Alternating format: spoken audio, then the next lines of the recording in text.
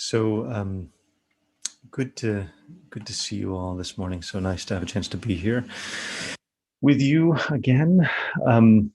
John was just talking about going out and looking at the stars and how unusual it is probably for most of us these days, unless you're an astronomer, I suppose, or a regular stargazer, to look at the stars and get some of that bigger cosmic perspective. It's uh,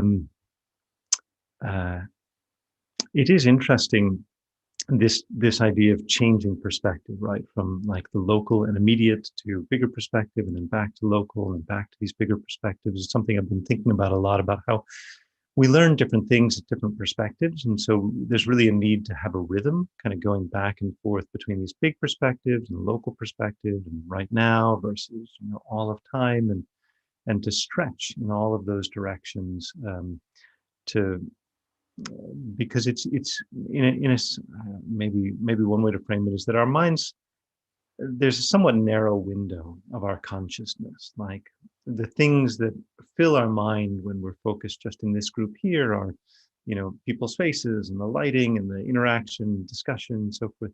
The things that fill our, and we forget about those things when we're going out, you know if we're very busy and so forth. So depending on the situation, our mind becomes filled with very different things. And our mind has a somewhat limited capacity.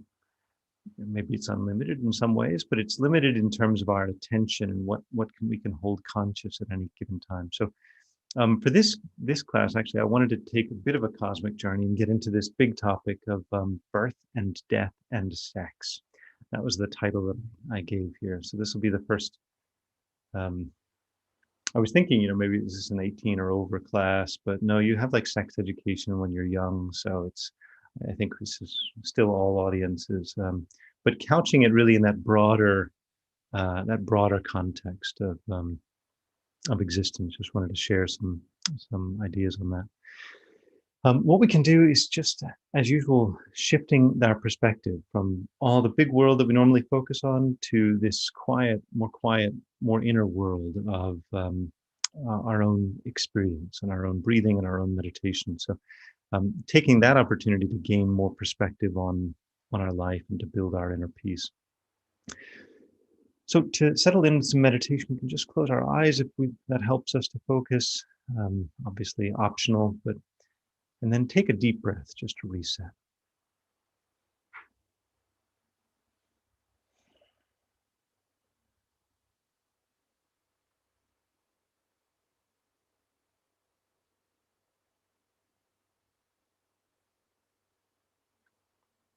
And we take another deep breath in and out and just invite ourselves to relax. Just send a message to our body and mind to relax.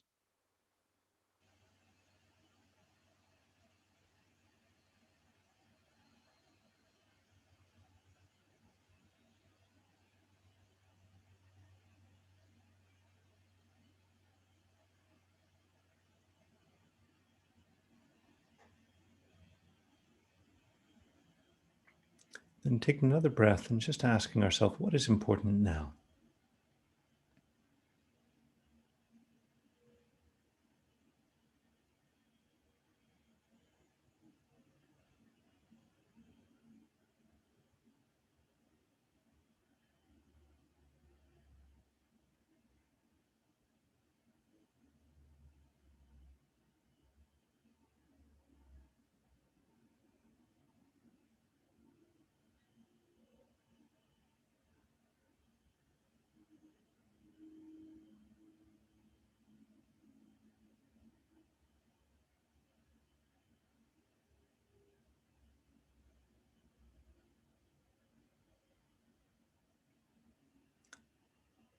And then, while our mind may be spinning around thinking about many things, we can gradually step ourselves inwards into our breathing, and we can go one sense at a time. We can begin by paying attention to our visual awareness. Even if our eyes are closed, there may be some light, color, shapes floating behind our eyelids. Maybe our eyes are open, but we can just bring our mind to whatever whatever's happening for us visually now.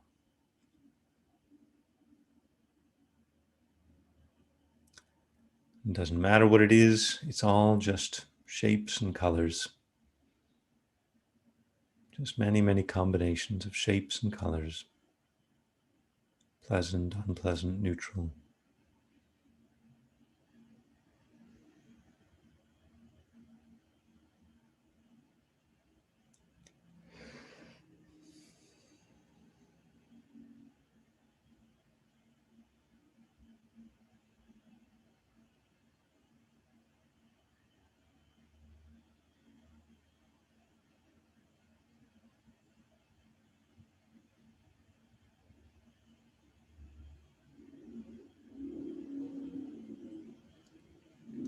Then we can bring our attention to any sounds that are in our awareness now. Outer sounds, like the sounds of traffic or fans and so forth. The sound of my voice. Perhaps there are even inner sounds, slight buzzing in your ears.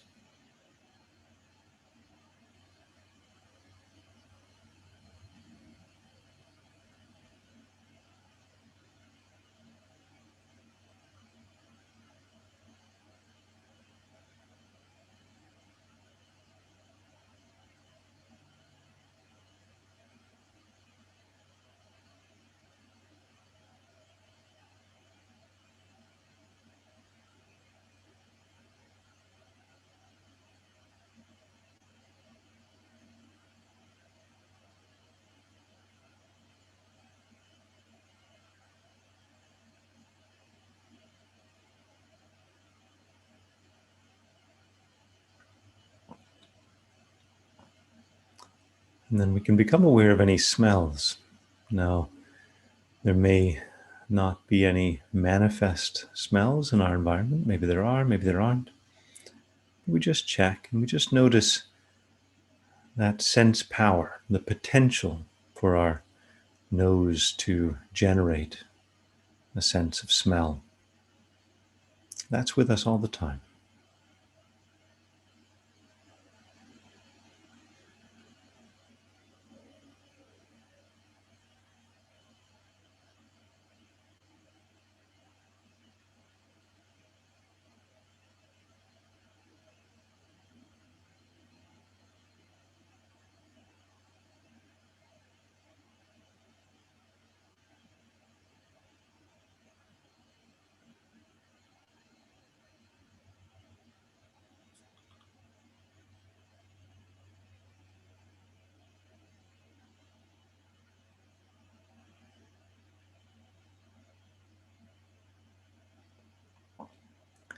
Then we can bring our attention to our sense of taste. Perhaps there is some subtle taste in our mouth, taste of saliva or lingering flavor from something we've eaten. We can just think more generally, though, about the potential for us to taste.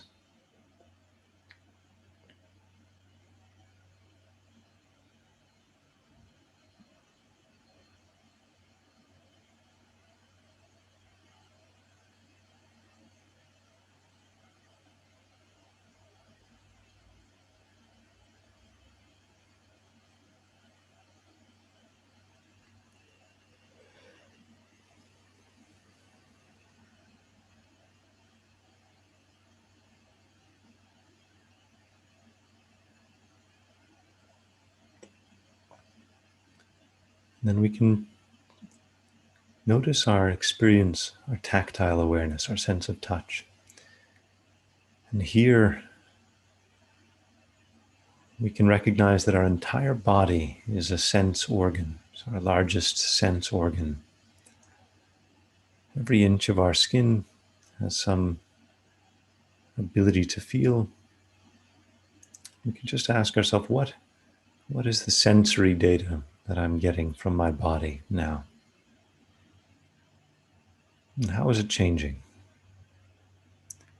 You may notice pleasant feelings or unpleasant feelings, heat, cold, pressure, softness. We may notice the change as we breathe, a slight shift in our posture.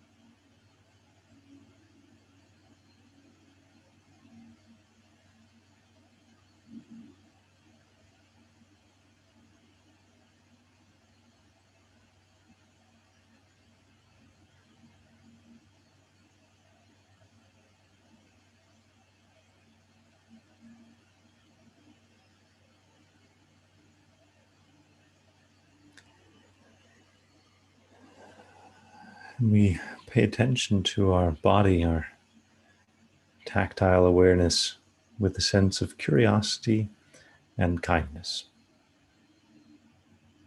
Not judging, just curious, but extending some sense of warmth and kindness to our body. If we notice some area of tension, for example, inviting it to relax, some area of pain, just sending a sense of well-being to that part of our body. May I be well and happy. May I be at ease. May my body be comfortable.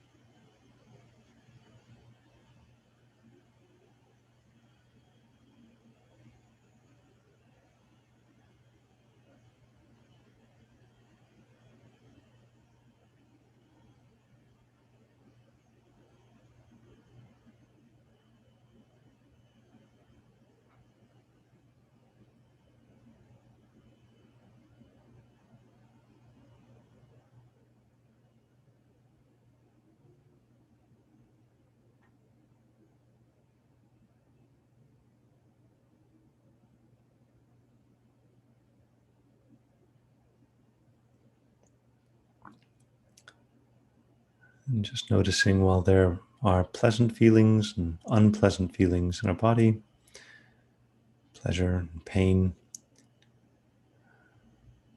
we can't really say that there are good feelings and bad feelings. They're all just feelings, experiences, awarenesses.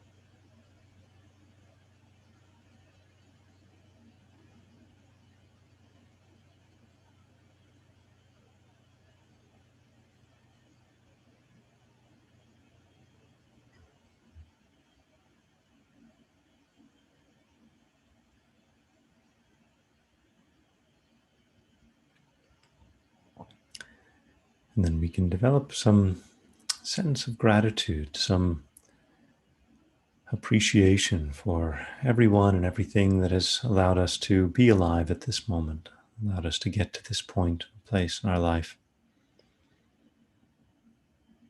Too many to count, but perhaps particular people or things or situations come to mind, and we can generate a feeling of gratitude.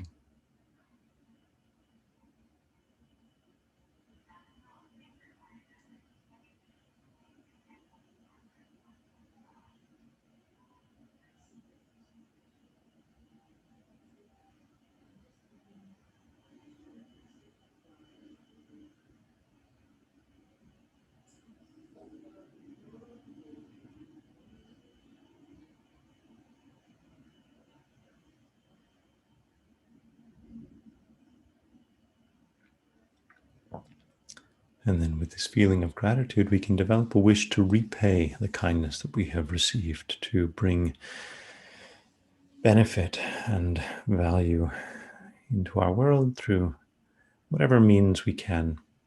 Even if it is just a good intention, we can set that intention as the foundation for this class.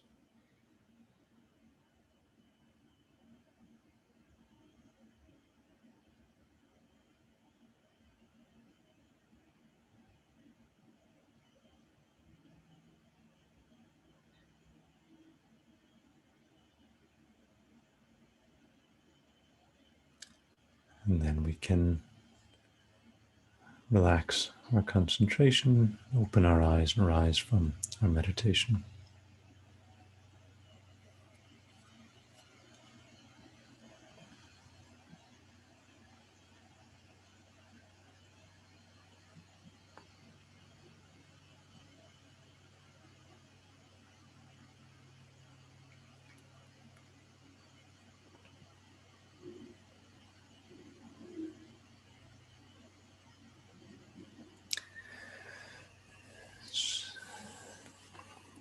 So, again, birth, death, and sex as topics, weighty topics, I suppose, or maybe they're not. I don't know.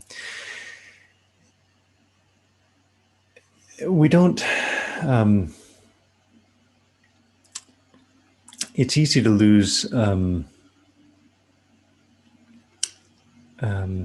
It's hard for us really to get perspective and to sustain perspective as we're moving through our life. So we've recently taken in, because my wife has gotten into the dog business. So we've recently taken in a dog that has some dementia. So it's very confused. So it just kind of walks forever, just kind of walks around forever. Sweet dog, but a bit frightened, a bit confused, and just its solution is to kind of walk and pace. So it just walks around the house, and then when it drives everybody else a little bit crazy after 5 hours, 6 hours of just click-clacking with the toenails on the floor, we put it in a pen so it can just walk in a small area with a padded circle and just keeps walking and then falls asleep, wakes up and walks.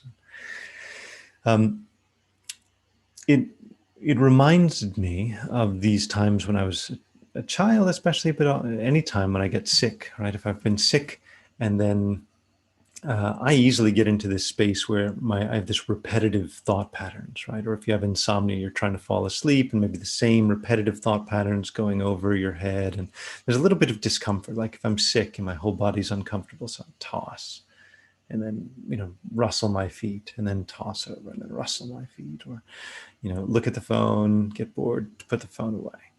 Look at the phone, get bored, put the phone away. These sort of loops that we can get into, right?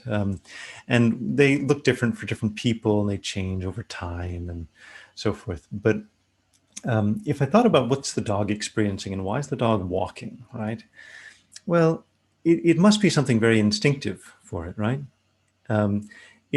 It's probably not feeling very well. It's a little bit sick. We think it's in pain, probably not feeling well. And so when it's not feeling well, but it doesn't really have the cognitive power to figure out any bigger solution, doesn't really have a good answer for itself. So let's just walk, right? Like there's a little bit of discomfort. You don't want to stay where you are, but you don't exactly know where to go and where you're going. So just walk, right?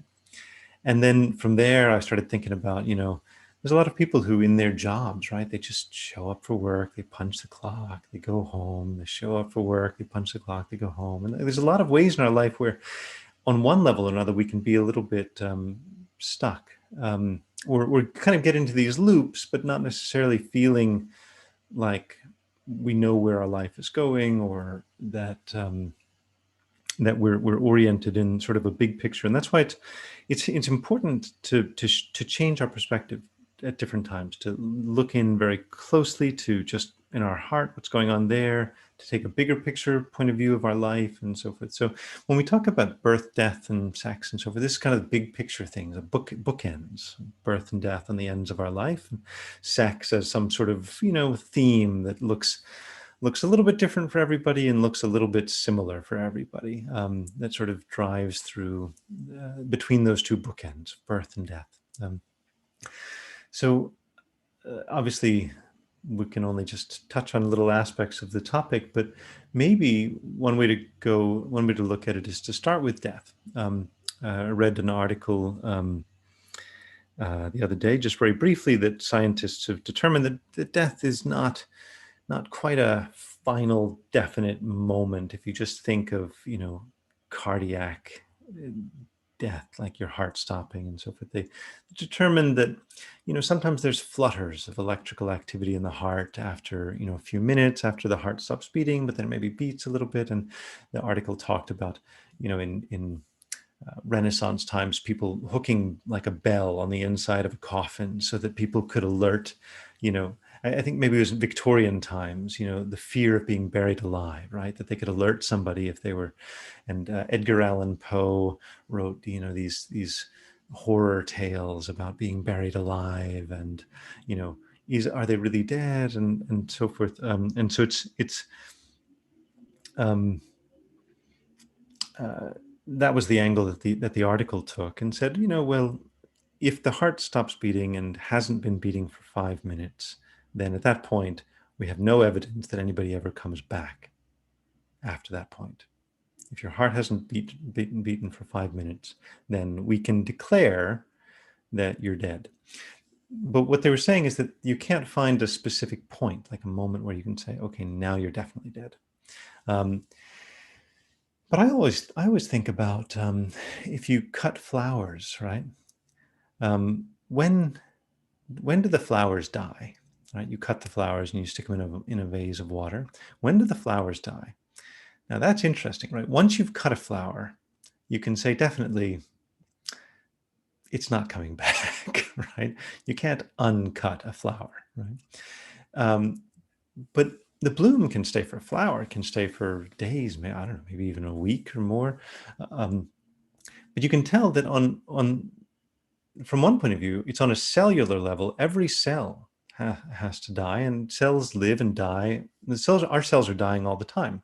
Our skin cells are dying and flaking off and forming household dust, and the cells have their own life cycle, right? So there's this cycle of birth and death inside our body all the time, right? There's also the birth and death of ideas, the birth and death of friendships, the birth and death of all of these little minor births and deaths that pervade our existence.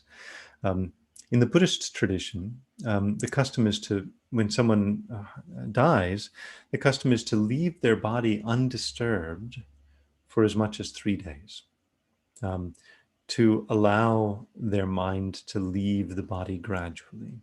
And the analogy that's given is like a bird leaving a nest to fly to another nest or something. But it definitely speaks to the idea of death being something of a gradual process, and something where we need a little bit of we need respect and patience for that process, and a little bit of willingness to watch it. So one of the things my wife and I were discussing is if our dogs get sick and need to be euthanized, like what is our wish, right, at the time of if they have a lot of pain, like, well, do they need to be euthanized? But in that context, we were just talking about how all the discomfort that comes when you're seeing someone in pain, maybe struggling to breathe. There's the fear, there's pain, there's loss, there's all of these really strong emotions that come up. And one of the things we were discussing is often people will send their dog to the vet to euthanize the pet. But it's one of the main things that a veterinarian has to do is euthanize pets. Now, veterinarians generally are veterinarians because they love animals. It is their least favorite thing to do, or right up there, euthanizing an animal, right? Because if you love animals, then you tend to not want to kill them, right? And so often what will happen is an owner will give a pet to a veterinarian, but then the veterinarian sometimes will give the animal to a shelter, right? To let it live out its last, might have another few years or whatever. But that often what's happening is that it's the owners that are uncomfortable, right? Because we have empathy for our pets and we see the pets are in some pain and some fear. And we also, it triggers our own thoughts about our own death, our own fears about our own death, our own reluctance to deal with pain and to be patient and to be brave and to try to be, as best we can, to be peaceful in the face of that experience. That's another deep subject, but I'm just sort of opening the conversation and not finishing. I don't know if there is a finish to that conversation about death, but just sort of touching on some of those points. But when I thought about what is, there's a traditional Buddhist view on death. The mind is like a bird leaving one nest to fly to another, and maybe that way of framing it is useful for you. But we live in a world where most people are tending in the direction of I don't know if it's called atheism or secularism or science or whatever it is, and maybe wanting a less, maybe wanting some more concrete facts-based, science-based explanations for what really death means, if it means anything. Maybe we just cease to exist. I think my thesis is, if you really want to understand death and imagine, is there an afterlife? Is there no afterlife? What is that all about? What happens at the time of death? You have to start by understanding birth. If you can't understand birth, then you're not going to have much luck understanding death. So that's how I got from death to birth. So a coworker just joined our company, and often people when they join the company, they'll write a little bio, a brief bio of themselves. And he had a very funny bio. And one of the things he said is that according to 23andMe, I have more Neanderthal genes than 99.9% of the population. So sort of boasting in a funny way. But I thought that there's a funny term, 23andMe, and got me thinking about this is a company that does genetic testing and will tell you, what your disease susceptibilities will be and whatever else. But I thought it was a funny term, 23andMe, right? And when we say birth, right, there's the moment you emerge from the womb, and that's normally day 0, day 1 from a human point of view. But then really, from one point of view, birth, it starts at conception. Like there's, and I'm going to stay super, super far away from debates about abortion and so forth. But that's really the moment that the seed of our existence comes together, when 23 chromosome halves from our mother and 23 chromosome halves from our father combine, and we get our genetic code, right? And that's the first moment you could point to anything and say, that's me, right? So it's 23andMe, right? There's some, but then the question is, where's the me fit in, right? So if you look at the moment of birth, the moment of conception, and I know maybe this seems a little, I don't know what your thoughts are. Tell me later, this line of conversation. But if you look at the moment of conception, right? Sperm and egg from our sperm from father, egg from mother, uniting and fertilizing. And that's, by the way, how I got to sex, because just before that, that was sex. Just before birth, sex, if that's the connection. then you say 23 and me. So where's the me there, right? So you've got a sperm and an egg, and really they're just the carrying, they're just the packaging, right? The shipping container, right? The delivery mechanism. But the real action is in the DNA, these chromosomes, right? So you get these chromosome halves from the mother and the father, and they meet and they connect and so forth. Where is me there? So it's 23 and me, right? So there must be a me somewhere, right? 23, and there must be a me somewhere. So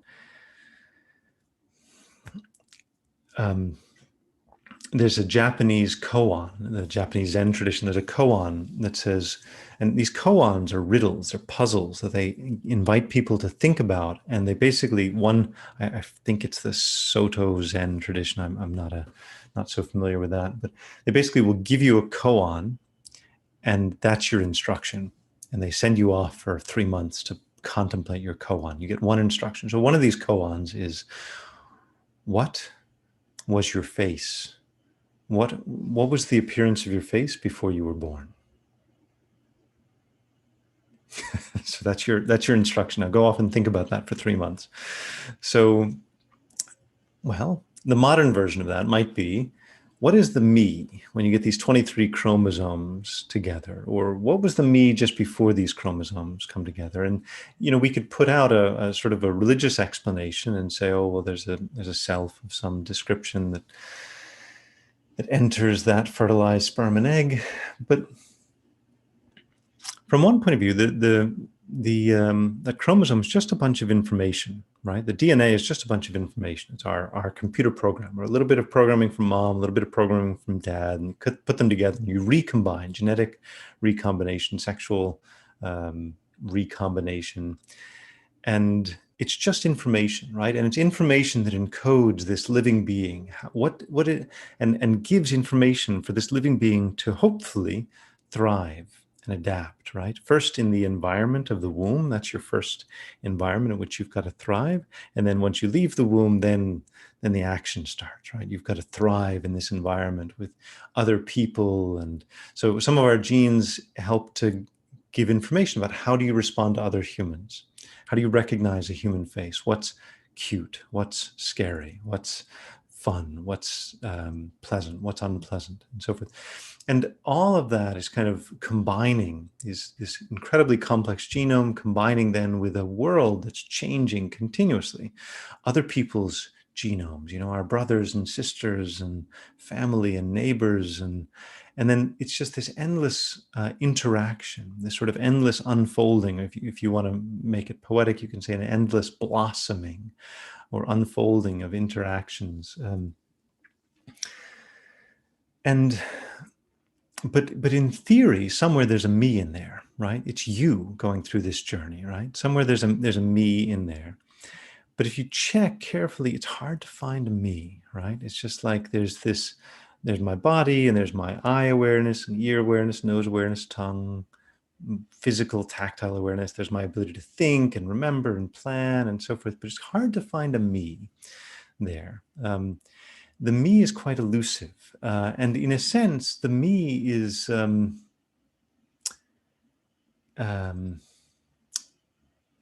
don't know if you're comfortable with the idea that the me is just a name, right? It's just a designation, right? It's just this name, that you're born, they call you Estella. We're going to call you this one Estella. We're going to call this one John. We're going to call this one Eileen. And you get a name that other people call you.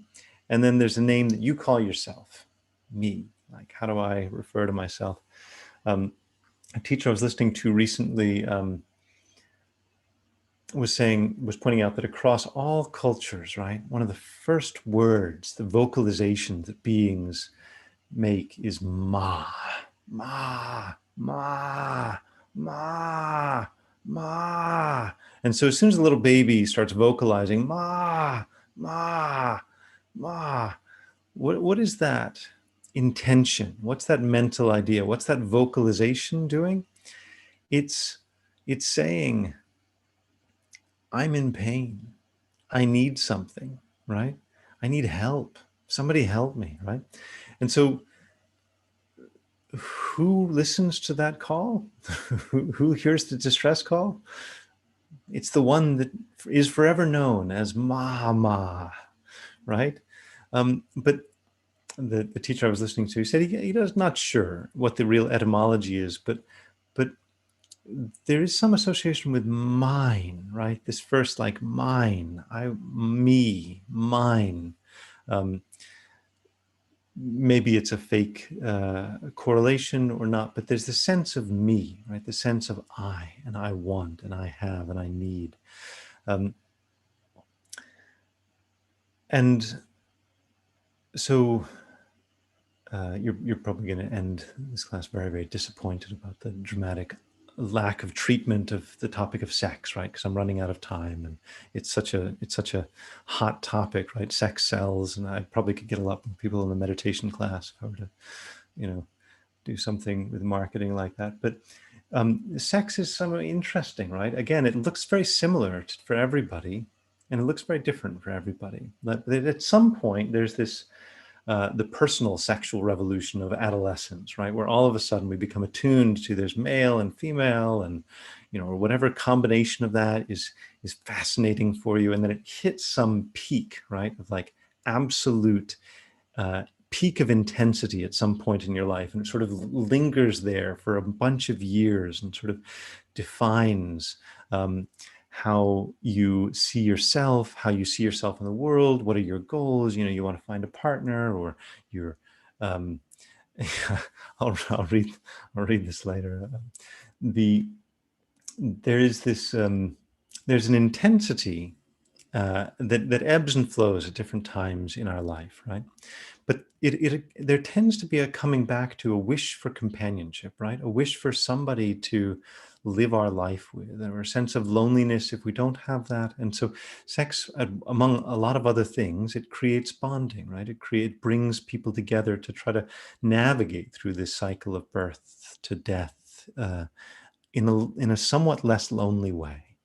Right. There's still a little bit of disappointment in the whole thing, because there's always a bit of isolation. There's always some degree to which we're going through it alone.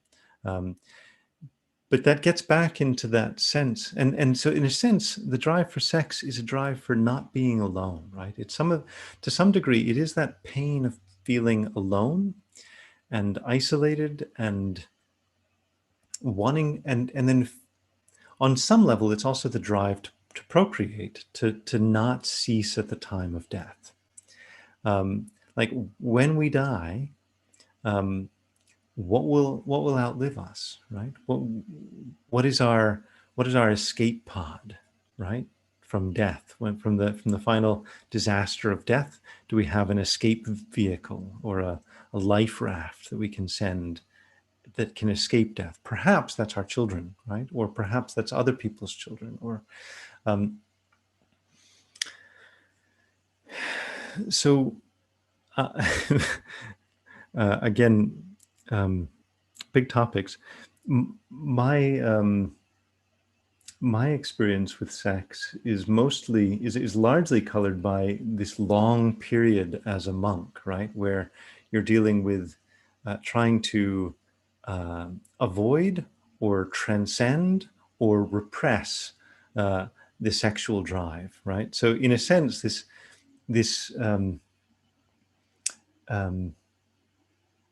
in a sense, sex occupies a good amount of real estate for everybody, in everybody's mind, in a different way. But it's interesting that for when somebody becomes a monk or nun, the real signature characteristic is that it's mono.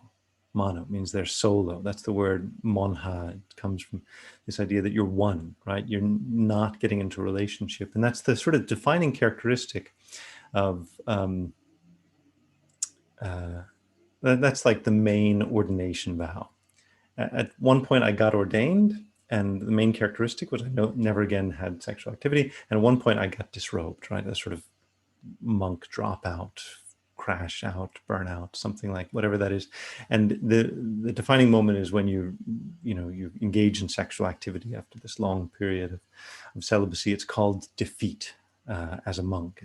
That's the word it's given. It's defeat. Final failure, game over, fail, whatever. But in between, of course, sex tends to have a strong voice, right? Has this voice where the goal is transcendence, right? Transcending that sexual desire. But there's several other variations, one of which is avoidance. And so my teacher said, the traditional monks had it a lot easier, right? Because there literally were no women around anywhere. They'd be off, literally sequestered away from in monasteries. So a little bit more difficult in modern days. There's avoiding, but then there's also repressing, right? Like repressing this underlying desire. And so it gave me a lot of time to think about the topic. And one of the things that I thought about is, why is this drive so strong? And the big reason, my final conclusion, big reason the drive for sex is so strong is that that's where we come from. That's how we got here. You would not have arrived here in this world were it not for your parents having sex. And that's just such an awkward topic, right? Even now at our advanced ages, right? It's still an awkward topic to think about your parents having sex. It's like, it's the most awkward aspect of sex. But they in turn were the result of your grandparents having sex and their parents having sex. And it's endless generation, billions of years, millions of iterations of this. It's an incredibly strong theme, right? But this theme of sex that comes into our mind in different ways and appears in different forms throughout our life and colors our behavior. It's tied up with the experience of birth, and it's tied up with the experience of death, right? And there's a time at which these 23 chromosomes will crumble and go off and decompose into their underlying DNA, and then they're all tied together with this idea of me, right? So who are we? Where are we going? What's the big journey? This is the topic that all the religions, they sort of tackle. And if you want to have this higher level perspective, a sort of strategic point of view on your life, you kind of have to begin to grapple with some of these topics. But where it gets really interesting is just thinking about, what is that me in there? Like that me that is lonely, that me that is crying out for mama, right? That me that dies, right? That me that feels awkward, talking about sex or whatever. All is that me, right? The me is always the central character in this big drama, right? And that me, we don't even necessarily understand that person so well, right? And so that's really what we're doing with our meditation, just to bring it back full circle, and having totally run down the clock, as we say. Meditation really is a chance to get to know what's actually happening a little bit more realistically, and to begin to question, is it what this me is, right? And I think I have to, out of respect for your time, have to leave it there at that point. But this topic of who is the self, birth, death, sex, that are topics that are covered by all religions and philosophers and so forth, they do always come up. They necessarily come up because that is what we are. That's how we exist. And at some point, when we want to think about not being like my poor demented dog, just sort of going through the paces, but figuring out, where's this all going? Like, these bigger questions do need to come into the picture. And I would say this this underlying question of who is the me, what is the me, is when we look at this 23 in me, that's the question that has a lot of power. There's a lot in there, and we'll come back to that again and again, I think, in future classes. So just to bring us to a conclusion, since I've exhausted the time for much of a formal meditation, although feel free to meditate on this afterwards, we can just bring back to mind that sense of gratitude. We can feel grateful for the opportunity we have, a healthy body, healthy mind, chance to contemplate these topics, find peace, make connection with fellow travelers on this journey through life. Take a deep breath in and out, and just think, we've changed. Even in this short 50-minute together, we've changed. Our mind has changed. Our perceptions have changed. Our perspective has changed. And may these changes be the seeds for greater wisdom, greater peace, greater compassion, the ability to repay the kindness that we've received from our parents, from the people, our partners, the people around us in our life, to repay their kindness, at the very least through becoming peaceful, wise, having a good intention, and perhaps also gaining more wisdom and insight into who is this me.